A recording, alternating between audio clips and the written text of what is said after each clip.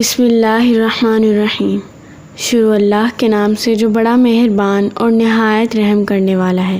علامہ علی حلبی سیرت حلبیہ میں لکھتے ہیں کہ حضرت عبد المطلب کے بیٹے حضرت عبداللہ اپنی خوبصورتی اور اعلیٰ اخلاق کی وجہ سے قریش میں سب سے افضل اور بہترین نوجوان تھے۔ حضرت صلی اللہ علیہ وآلہ وسلم کا نور آپ رضی اللہ تعالیٰ عنہ کے چہرے پر واضح طور پر دکھائی دے رہا تھا۔ ایک روایت ہے کہ وہ قریش کے تمام جوانوں میں سب سے خوبصورت نوجوان سمجھے جاتے تھے۔ بعض لوگوں کا کہنا تھا کہ قبیلہ قریش کے لوگوں کے مطابق حضرت عبداللہ ہر لحاظ سے اپنے والد کی تمام اولاد میں سب سے زیادہ کامل، سب سے زیادہ خوبصورت، سب سے زیادہ پاکیزہ اور سب سے زیادہ پسندیدہ اور محبوب تھے۔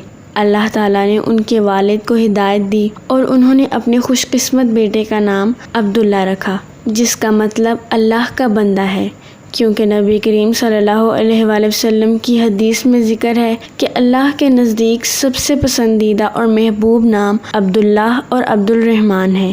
امام ابن عساکر سے روایت ہے کہ حضرت عبد المطلب اپنے بیٹے حضرت عبداللہ رضی اللہ تعالیٰ عنہ کو شادی کی غرض سے باہر لے گئے۔ وہ حضرت عبداللہ کی شادی کے لیے ایک رشتہ تلاش کر رہے تھے جو مصطفیٰ کریم صلی اللہ علیہ وآلہ وسلم کی والدہ بن سکے، جن کی گود میں نور مصطفیٰ آئیں گے، کیونکہ انہیں یہ خوشخبری مل رہی تھی کہ حضرت صلی اللہ علیہ وآلہ وسلم کی ولادت کا وقت بہت قریب ہے۔ علامات ظاہر ہو رہی تھیں۔ وہ اس اعلیٰ مقام کے رشتے کی تلاش میں تھے جس مقام پر بھی اسی طرح کی پاکیزگی اور طہارت ہو۔ امام ابن عساکر بیان کرتے ہیں کہ راستے میں وہ ایک مشہور کاہنہ کے پاس سے گزرے جو تورات اور انبیاء کی سابقہ کتابوں اور انبیاء کے صحیفوں کی عالمہ تھی اور اپنی خوبصورتی کی وجہ سے اپنے حسن پر فخر کرتی تھی، اپنے علم پر بھی فخر کرتی تھی اور اپنی شہرت پر بھی فخر کرتی تھی۔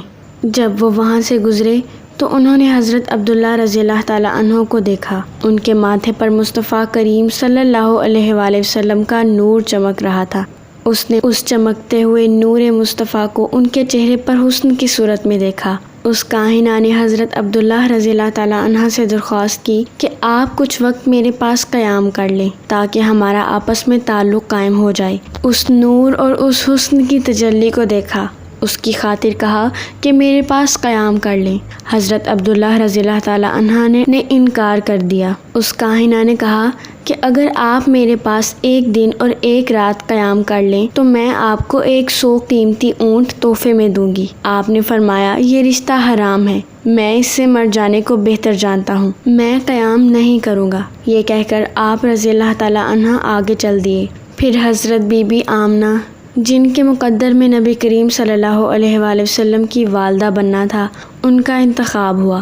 حضرت بی بی آمنہ نہایت نیک، سعادت مند اور پاک دامن دوشیزہ تھیں۔ ان کا نکاح حضرت عبداللہ رضی اللہ تعالیٰ عنہ سے ہوا۔ وہ حج کے ایام تھے جب ان کا نکاح ہوا اور یہ نکاح مینا کے مقام پر ہوا۔ حضرت عبداللہ اور حضرت بی بی آمنہ نے یہیں قیام فرمایا اور آقا صلی اللہ علیہ وآلہ وسلم کا نور اقدس حضرت عبداللہ رضی اللہ تعالیٰ عنہ سے حضرت آمنہ رضی اللہ تعالیٰ عنہ کے بطن میں ایام حج میں مینا کے مقام پر منتقل ہوا۔ حضرت آمنہ نے امانت کے طور پر نور مصطفیٰ صلی اللہ علیہ وآلہ وسلم کو سنبھال لیا۔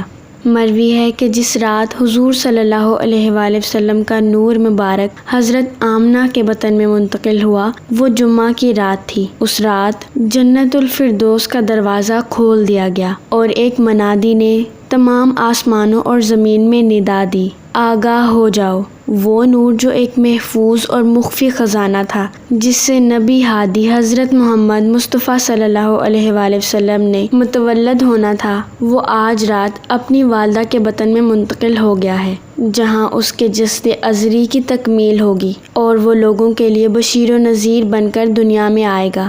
اور حضرت کعب کی روایت میں حضرت آمنہ رضی اللہ تعالیٰ عنہ کا نام بھی آیا ہے اور ساتھ میں منادی نے یہ بھی کہا کہ آمنہ تمہیں مبارک ہو، آمنہ تمہیں مبارک ہو۔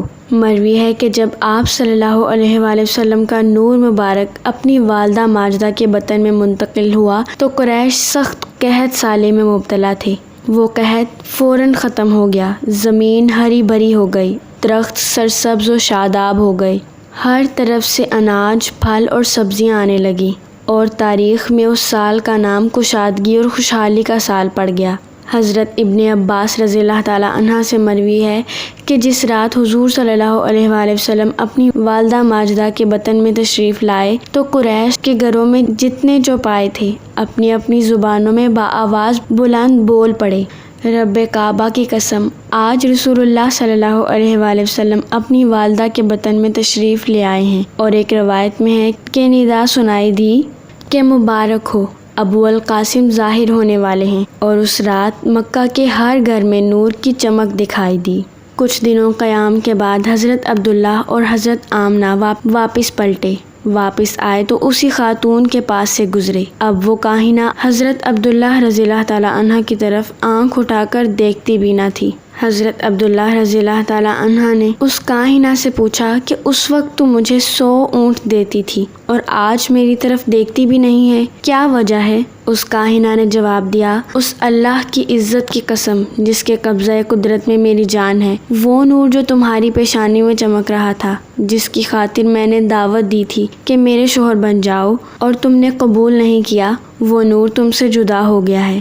وہ قسمت والی بخت والی آمنہ لے گئی، اب مجھے تمہاری کوئی حاجت نہیں۔ علامہ علی حلبی سے مروی ہے کہ حضرت عبداللہ رضی اللہ تعالیٰ عنہ قریش میں سب سے زیادہ حسین و جمیل نوجوان تھے۔ ان کے اس حسن و جمال کی وجہ سے قریش کی نوجوان لڑکیاں انہیں بہت چاہتی تھیں اور سب ان پر جان دیتی تھیں۔ کہا جاتا ہے کہ جب حضرت عبداللہ اور حضرت آمنہ کی شادی ہو گئی تو قبیلہ قریش کے بنو مخزوم، بنو عبد الشمس اور بنو عبد المناف میں کوئی بھی دوشیزہ ایسی نہ تھی جو اس احساس محرومی کے غم میں بیمار نہ پڑ گئی ہو۔ ہر ایک اس غم میں نڈال تھی کہ اس کی شادی سردار عبد المطلب کے بیٹے عبداللہ سے کیوں نہ ہو سکی۔